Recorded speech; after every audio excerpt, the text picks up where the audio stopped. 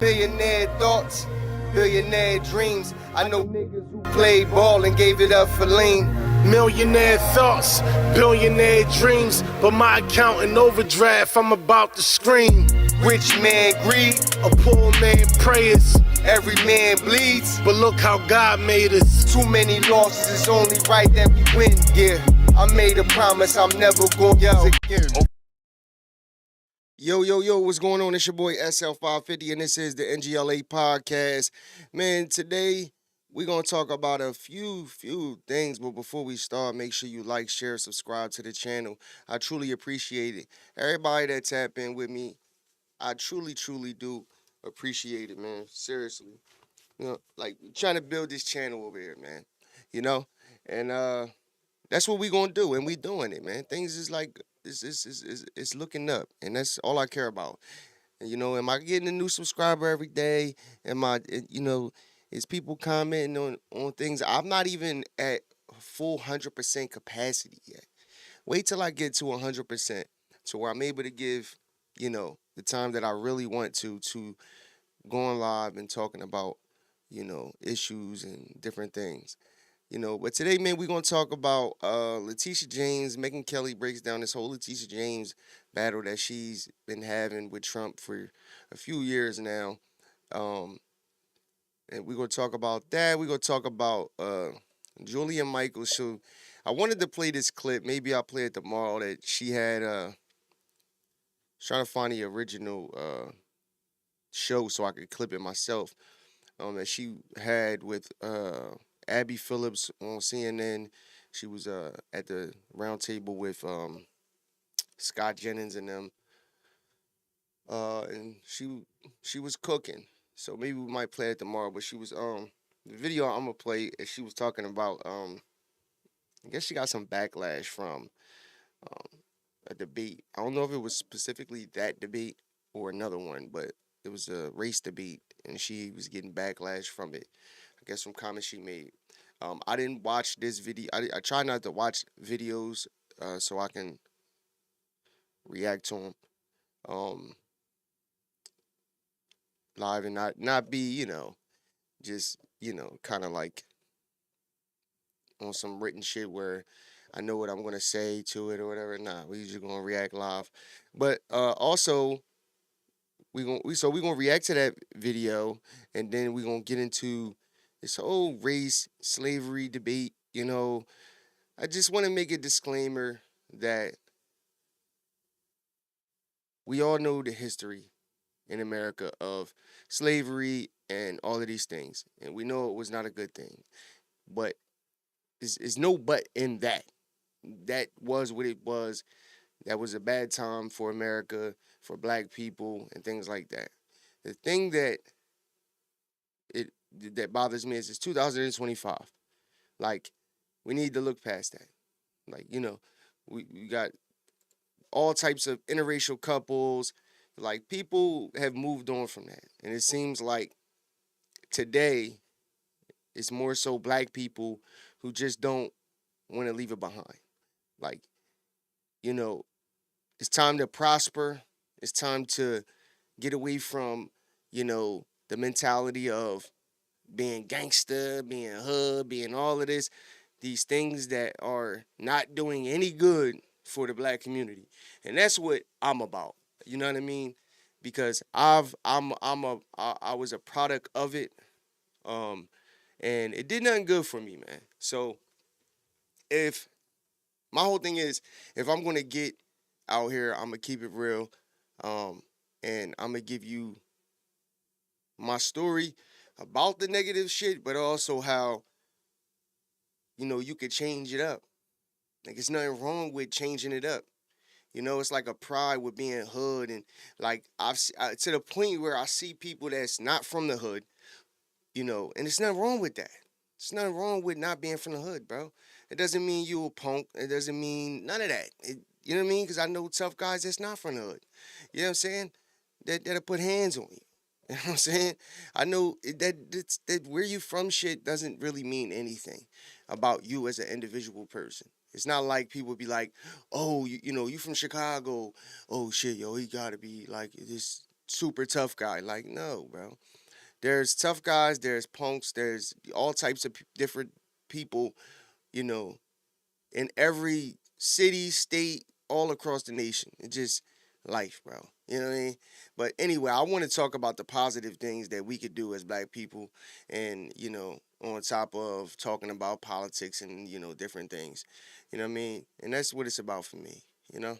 So let's get into this video with Megyn Kelly talking about Letitia James and her It this was whole battle clear that she to having. court watchers like us that this was how this case was going to come out. Anybody who watched the argument before the first department saw that this panel of judges was not sympathetic to Tish James. We've got a montage of questions. This is not Tish James arguing here. It's her deputy, Judith Avail. And as soon as she got up to the lectern, she had a hot bench, lots of questions, and none of them was particularly favorable toward her and Tish James's position. You're going to see this montage. I want the audience to know only the first judge who you will hear was appointed by a Republican. All the other judges on this court were appointed by Democrats. So this is a Democrat court that just found in favor of Donald Trump. But here's how the oral argument went a couple months ago, September of 24. Judith Vail for the New York Attorney General's office. All of the defendants repeatedly violated. Ms. Vail, can you identify any previous case in which the Attorney General sued under Executive Law 6312 to upset a private business transaction that was between equally sophisticated partners? So to give you a little bit of context, right, about this, I think I mentioned this a little bit in one of my previous videos, that Letitia James basically made her whole name off of going after Donald Trump. And like she made it like that was like what she campaigned on. And so when they went after Donald Trump, it was for basically he got a loan from a bank. And I I think it was associated with what he used to get the loan. Like, cause if you have real estate, for instance, if you have assets, you could take loans from the bank out on your assets. So it was either a singular asset or multiple assets that he used to, and I think it was Mar-a-Lago. I could be wrong, but anyway, hopefully they give some context to that. But basically, he used it to get a loan from this bank. This was a normal transaction. He got the loan and I believe he paid the loan back, and the bank had no issue with Donald Trump. They said that Donald Trump basically overvalued his assets in order to get the loan. So that was basically what they were going after Donald Trump for. But you're going to see in these questions that they ask, because I've seen this, that basically Trump didn't do anything wrong. And the bank that he got the loan from didn't see anything wrong. It wasn't an issue, but they made it one, basically. Where the supposed victim had the ability and legal obligation to discover the allegedly misrepresented matters by conducting its own due diligence, where the supposed wrongdoer advised the supposed victim through written disclaimers to conduct its own due diligence and to draw its own conclusions, where the alleged misrepresentation almost entirely concerned inherently subjective valuations of properties and businesses. Yes. And where the victim never complained about any fraud in the transactional losses from it. And I want to add to his question, and little to no impact on the public marketplace. Well, maybe I'll take that first, Your Honor, and work backwards. There was absolutely a public impact and a public interest here. There are at least 4 different public harms from the kind of misconduct here. The immense penalty in this case is troubling. So how do you tether the amount that was assessed by the Supreme Court to the harm that was caused here, where the parties left these transactions happy about how things went down? See? They said the parties left away happy about how things went down. And basically they're just showing the questions from the judges, so they're not showing her responses. But basically they're trying to understand how y'all are saying that Donald Trump, caused harm to the community and did wrongdoing when both like all parties that were involved were were happy, and they didn't even go after Donald Trump for anything. You know what I mean? So Well, it's crazy. disgorgement, Your Honor, looks at taking the gain away from the wrongdoer. And although this is a large number, it's a large number for a couple reasons. One, because there was a lot of fraud. Oh, is it because it was a lot of fraud? Here, by the way, Phil, is when it happened, The View's response, thinking about the possibility of Tish James seizing canceled, bro. Donald Trump's properties throughout New York, which is what Tish James has been promising to this day that she's going to do. Watch. This is SOP 53. Says he cannot come up with the cash to cover his $400 million plus bond in his New York fraud case. And I can't wait to see the chains on Trump Tower, actually, on Fifth Avenue. I'm like... You know what's hilarious? Sonny Holston, her husband, was being investigated, or he got in trouble for some type of fraudulent shit that he was doing. You worrying about Donald Trump when you need to be worrying about your own fucking husband. I'm excited about it. These people are fucking... Sonny Hostin should have been more worried about her husband's legal troubles and less focused on Donald Trump's. As it turns out, all these people wind up revealing themselves. Time reveals them, or in her case, their family members, for what they truly are, Phil.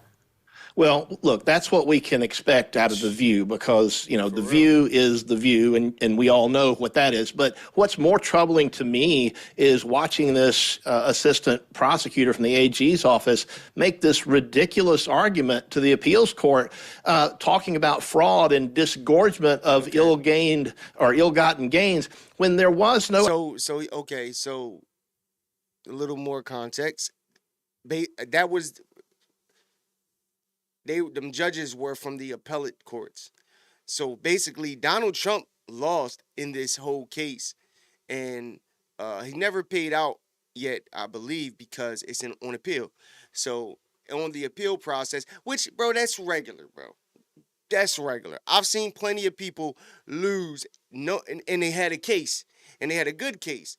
But I had a lawyer tell me one time when I was fighting my case, I had a robbery from back when I was in the way, and I had a lawyer, I had a public defender. I couldn't afford a lawyer because I was broke, right?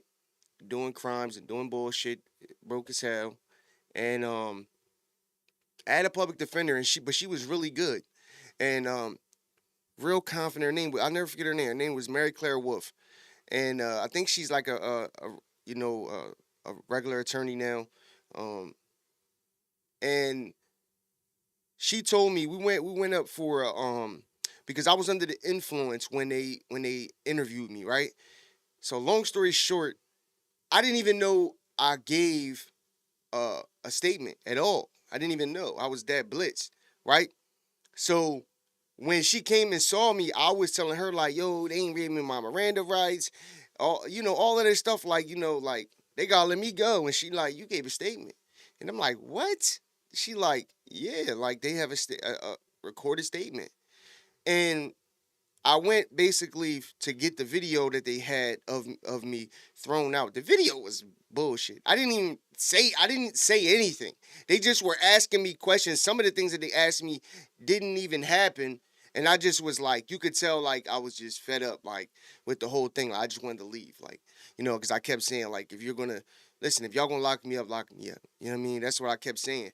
But I didn't even know I said any of this stuff. But which I didn't say anything. I just agreed with the questions that they asked me. I was like, yeah.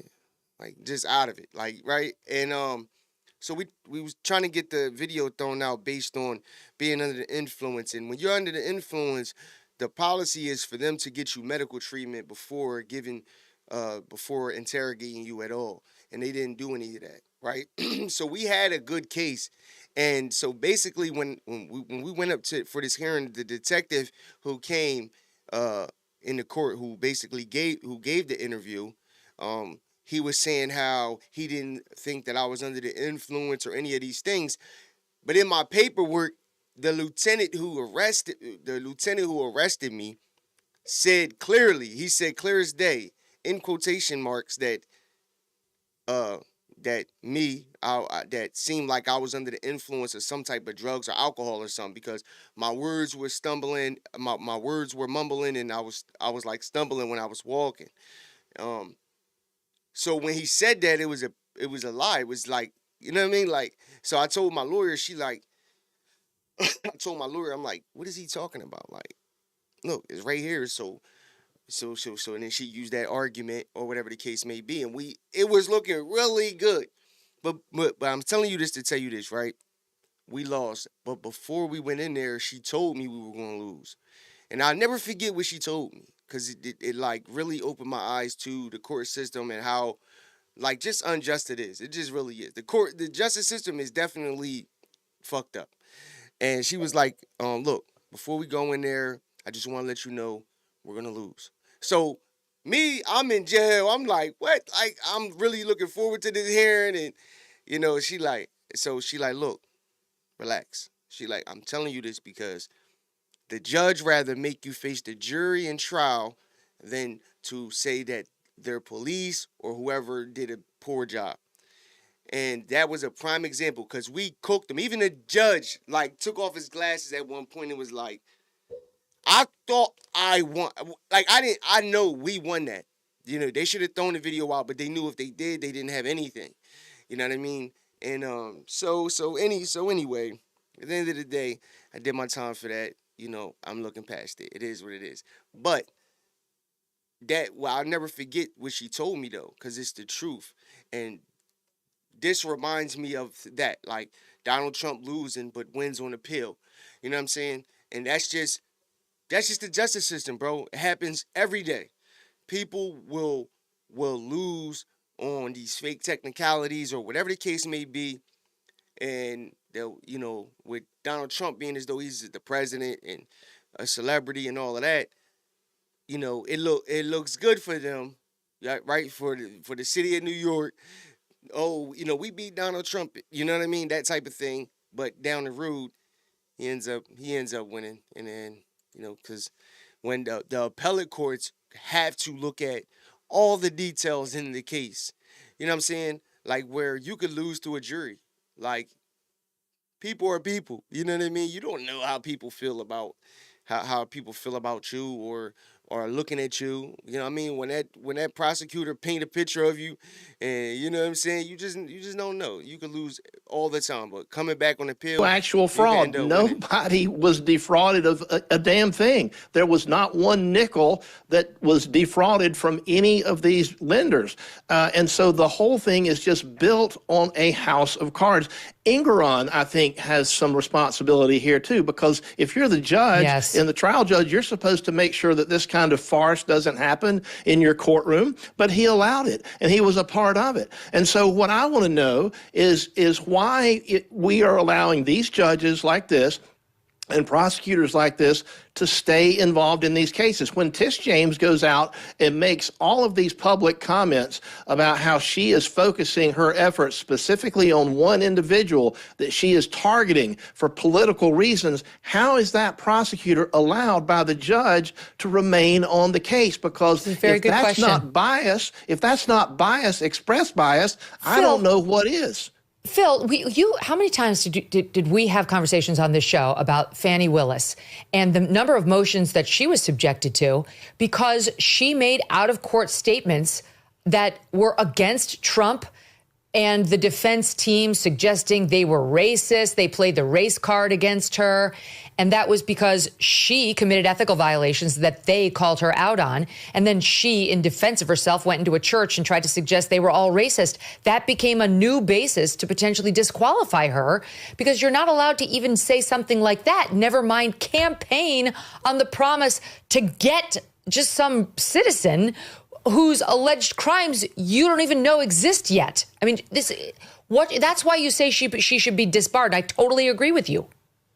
Yeah, in a rational world, in a rational legal world, a trial judge would not allow either of these prosecutors to stay in the case. A simple motion saying, look, judge, this is what she has said publicly about my client. She's targeting my client. And in a criminal context, if you're talking about, targeted malicious prosecution, that's one thing.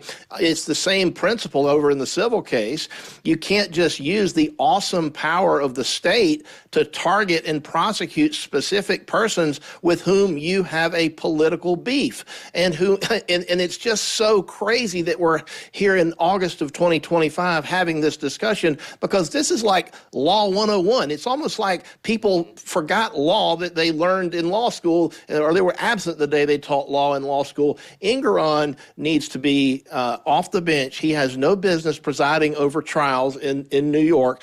Letitia James has no business bringing, of all things, mortgage fraud cases now on behalf of the state of New York. These people need to be out of their jobs. They need to be dealt with. They need to be dealt with severely. And honestly, I'm at the point where I don't know that the appeals process is enough. It's not enough to just say, all right, N.G.L.A, you and your $500 million judgment, you're done, no more of that. That's not enough. We need to have an appellate process that can send a message to prosecutors and to judges and say, look, you can't do this. There's rules against it, and these things have teeth. Yeah, the you can't whole abuse process people like was this. abusive. It was intended to be abusive of Donald Trump, who has just reacted in a very, very long Truth Social post. I'm going to read you just my producer's pulling of the highlights. Total victory in the fake New York State Attorney General Letitia James case. I greatly respect the fact that the court had the courage to throw out this unlawful and disgraceful decision that was hurting business all throughout New York State. By the way, that was something verified by Kevin O'Leary, who was saying the chilling effect this is going to have on companies from wanting to do business in New York. Sorry, that was my own aside. Others, continuing here with Trump, were afraid to do business there. The amount, including interest and penalties, was over $550 million. It was a political witch hunt in a business sense, the likes of which no one has ever seen before. That's really true. Trump's prone to hyperbole, but that's actually true. Going back to him, every single dollar was thrown out, even the penalties imposed on us by the corrupt judge, one of the most overturned in history, Arthur Engoron. I am so honored by Justice David Friedman's great words of wisdom, which should be read by everyone. I would also like to thank the court for having the courage to make this decision, which is already going down as one of the worst business persecutions in the history of our country. I mean, that's just great. And honestly, good for him. And here's a little from David Friedman's opinion that Trump cites. He writes, the Attorney General in her 2018 election campaign for her current office repeatedly promised the voters that her top priority upon being sworn in would be to bring down President Trump and his real estate empire. Whatever one may think of President Trump's character and policies, Section 6312 was not enacted for the Attorney General to use as a stick with which to beat the opponents of her political party. I mean, Will, from a judge on a New York State appellate court, that's like as vicious and sweeping a condemnation as you can get. Yeah, and I think it's really revealing of, this is sort of why President Trump is president now. I think if you go back to 2023, this case, along with so many of the other obviously unjust prosecutions of him, I think it really cemented Republican support for President Trump in the primary. And I think it's ultimately, he was ultimately vindicated at the ballot box in the first instance before any of this stuff came forward. Listening to how you guys are talking about this, it just made me think that the actual just result here isn't merely that this gets thrown out. It's that the state of New York has to compensate President Trump for his legal fees and his trouble. It's really ridiculous that they persecuted him in this way. And, maybe he'll pursue an appeal on that front to say that the state of New York needs to cover his costs. That would be amazing. I think Tish James personally ought to have to reimburse him. It ought to come out of her hide. It ought to come out of her bank account. Whatever she's got left, it ought to bankrupt her the way it could bankrupt. She's got multiple homes. If it wasn't Donald Trump, nobody else would have been able to afford to defend themselves in this. All right. So y'all get the gist. Y'all get the millionaire thoughts. Oh my God. In no way. Anyway, so y'all get the gist. Basically, he won in that whole battle in the end, and put out hella money. I can only imagine the millions of dollars that he had to put out for lawyers and, all of that. So that's crazy in itself. But all just because she wanted to get elected, she did. And she ran on going after Donald Trump. That's how she made her name. Nobody knew who Letitia James was at all. Most of these people, most of these Democrats have made a little name for themselves off of, going after Donald Trump, making comments about Donald Trump. But the fact of the matter is, bro, the bigger picture is, when you think about Letitia James, Jasmine Crockett, Adam Schiff, Nancy Pelosi, all of them. What's the Jeffrey? Fucking the fuck is his name? Hakeem Jeffries. My bad. Hakeem Jeffries. Just all of them. Like, you can't name anything that they've done for their city, their state, anything. Like, nothing. They don't do any good. Their whole everything is Gavin Newsom. All of them are making names for themselves, but it's not working anymore. It used to work. It used to work in the beginning when everybody was, actually following the news and believed in the news and these type of things.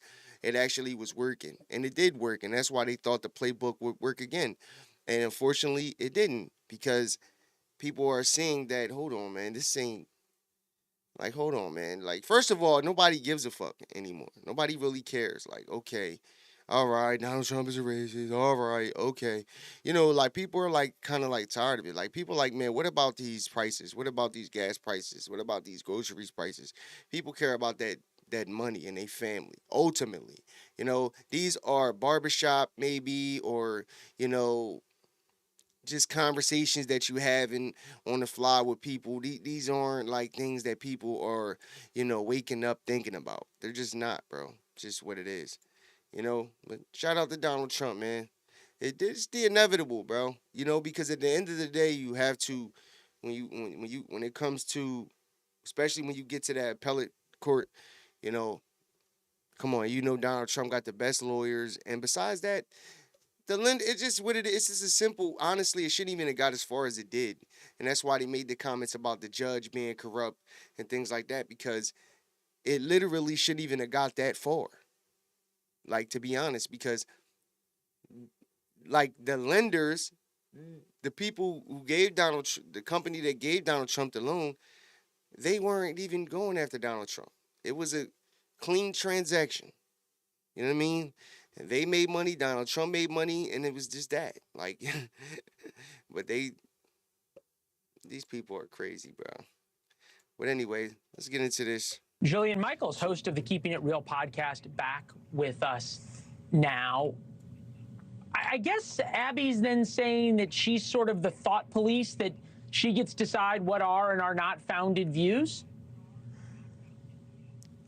Well, in that low. same interview, a clip you just showed from that interview, she flat out lies and says, we were just having a conversation about the arts. And she just randomly brings this up.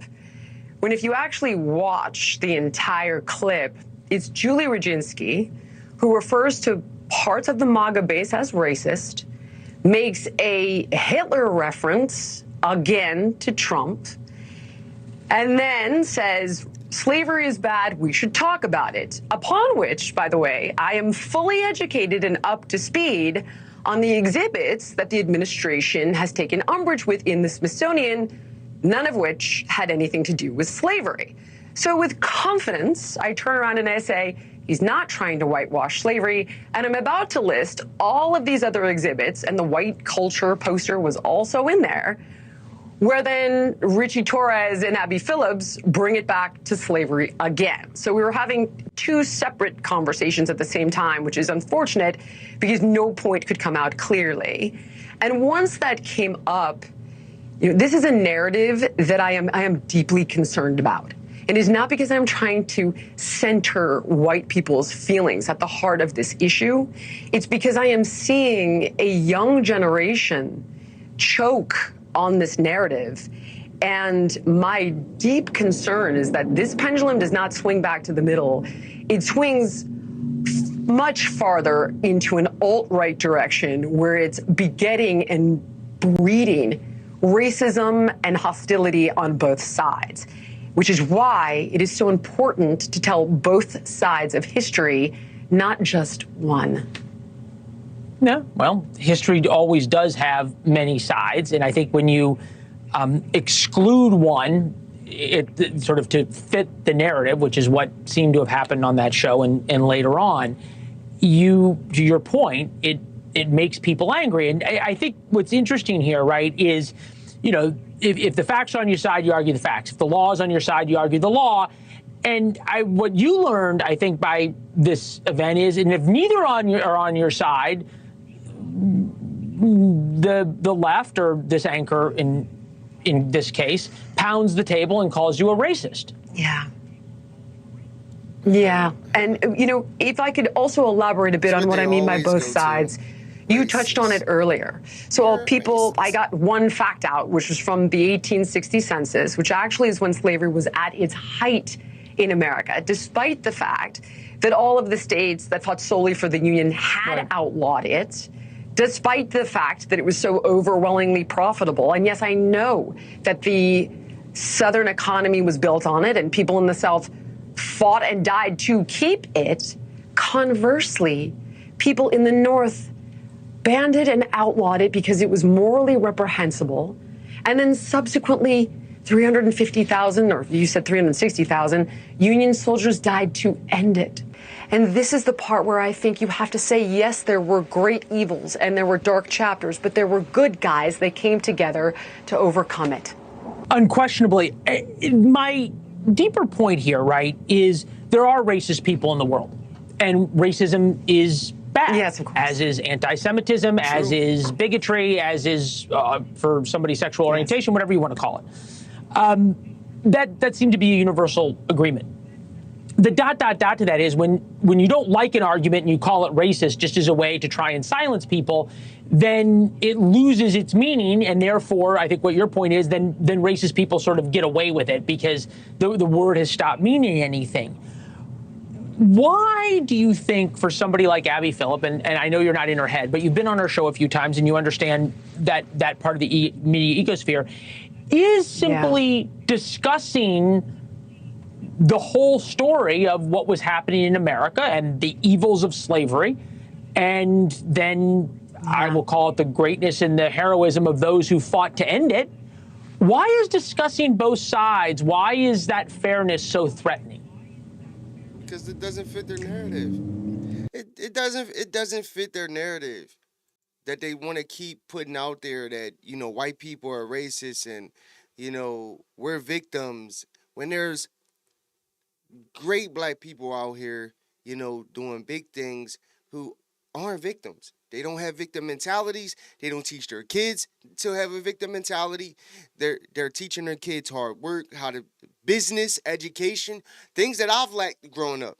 You know what I mean? Like, I understand that we come from a world of uneducated people, bro. And when you say that, people think like college, or no, just being educated, period. We're not teaching, I am now, but my dad hard worker, my mom hard worker. So I know hard work, right? I have no problem working. That's not an issue. My dad and my mom taught me how to be a worker, though. It wasn't teaching me. My dad like threw little nuggets out there about obviously staying out of jail. 'Cause once you're in the system, always in the system. Keep your license, and just being productive in society, which was cool, right? But it wasn't really giving me details on how important credit was and what credit does, what credit can afford you, in the world. You know what I mean? Wasn't teaching me about business because he wasn't on the business side of things. He was on the worker side. My dad was just a hard worker. That's how he grew up, and that's where we come from. We come from a long line of workers, right? And we got to change that. In order to change that, you got to stop the victim mentality. You got to stop keep going back to racism when your feelings is hurt, you know? And that's just that's just plain and simple, bro. Like, yes, is there racist people in the world? Yes, but understand that racism is learned behavior. It is taught. It's taught. Meaning nobody comes out of the womb racist, hateful, evil. None of that. All of them things are taught. It's learned behavior. We learn how to be criminals. We learn how to steal. We learn how to rob. We learn how to shoot a gun. We learn all of these different things. We learn religion. We learn this. We learn that. Everything is learned. But we're choosing to teach the wrong shit instead of the right shit. And we're choosing to learn shit that just doesn't benefit you any, and then you're not learning about it totally. And that's what I'm gonna get into in the next video, you know, because I gotta go soon. But I want to show like the part that they always leave out conveniently in these conversations. And I'm not showing it to downplay slavery or racism, because all we know them things to be true, but not in 2025. At least far from the degree that it was in the 50s, 40s, 30s, and so on. Like, come on, it's not even close. It's not even close, bro. It's not even close. But let's finish up this video real quick. If I had to guess at this, division sells. Yeah. People win campaigns on it. They raise money on it. They get clicks off of it. I mean, all of this race baiting is for a reason. For real. CNN is notorious for this. You know, we saw this one news story about how there was a shooter running around, and before they even knew the race of the guy, they said he's possibly white. And this kind of narrative, if I could quote a friend and somebody I follow and respect a ton, Kaizen Asiadu, he's like, when you make everything about white supremacy and you reject and negate any black degeneracy, it's going to beget white hostility, which in turn begets white degeneracy.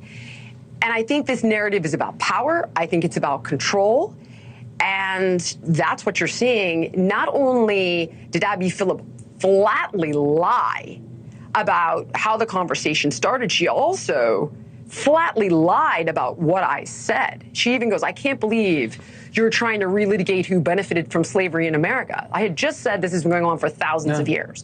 So America's 249 years old.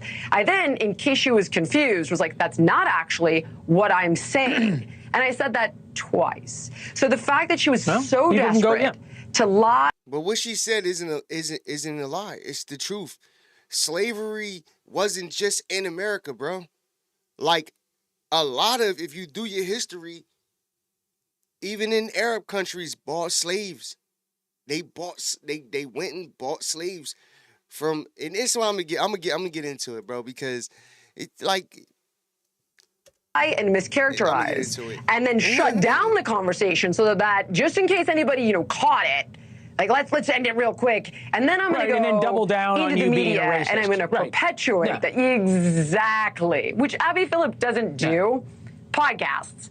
This is one of the first I've seen her do. I was like, wow, unless she's dirty. Unless she's scared. So here, I have a proposal for you. All right, if CNN is going to call you a racist, come have a show on News Nation. We love you here. Thank you. We'll see you soon. Thanks, Jillian. So she got backlash off that whole feud that she had with Abby Phillips, and that's what they do, bro. It's like regular, bro. You know, people just want to point out the fact that slavery just didn't happen in America. It's not downplaying that it happened. People also have to put yourself in those times. Unfortunately, in those times, these type of things happen. It's just what it is, you know? And was it a good thing? No, it wasn't. That's like nothing to even talk about, because we already know that. And they don't want to talk about like how, yes, where they're in the South mainly, you had the Confederacy, and then in the North, that's how you had the Civil War. And that was fought because they wanted to keep slavery, and there were also white people who abolished slavery and didn't thought slavery was a bad thing. So not everybody was racist, and that's why when damn, what was I playing? Was it something with Charlemagne and them? I forget who it was with when they was saying basically like, oh well, but you would say that it was more white people that were racist than not, and it was like, oh, that was with the joint with Dr. Umar and Jesse Lee Peterson that I played, and he was basically he made a point like basically saying not all white people were racist, and that's just the truth. It's just what it is. But people only want to hear about the negative things, it's crazy. But anyway, let's get into this next. This is like a 2-part video that I want to show. This one's like 4 minutes, and the other one is like it's not too long after that. But I was talking about the movie Roots, and specifically, I was talking about this scene right here, and I want to show this scene in this movie, The Roots. My bad. Pardon me. Let's rewind that. Hold on.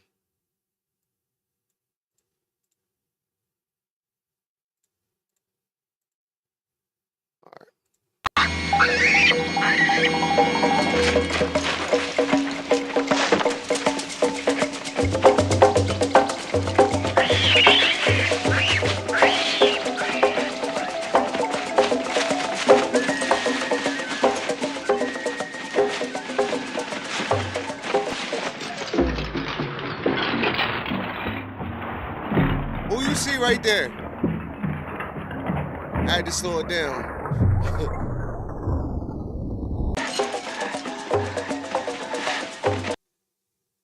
You see what? You see two black men chasing. This was Kunta Kinte in the movie The Roots. Two black men chasing Kunta Kinte.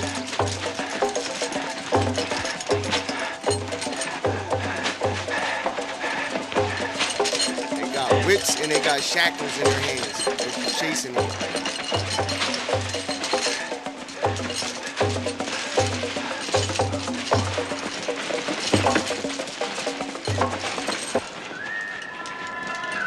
They get back on them.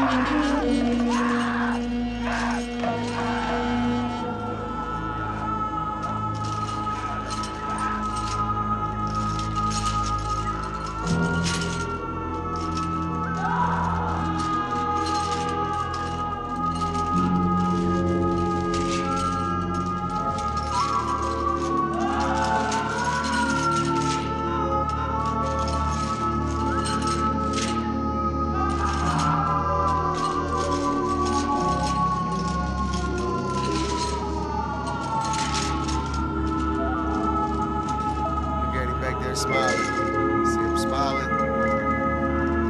Yes.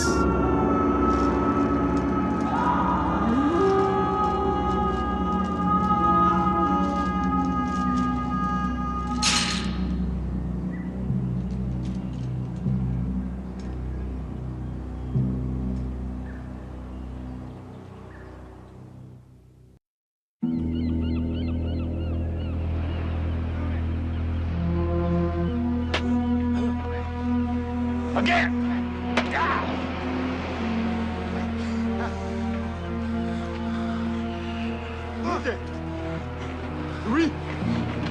Get back in line!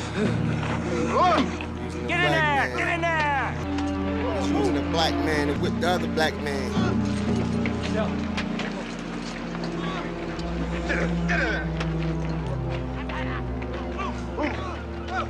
Barge in that fire! Get up!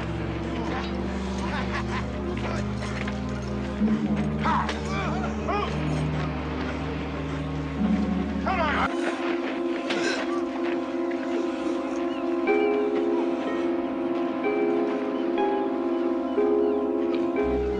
Get in there! Get in there! Get in there!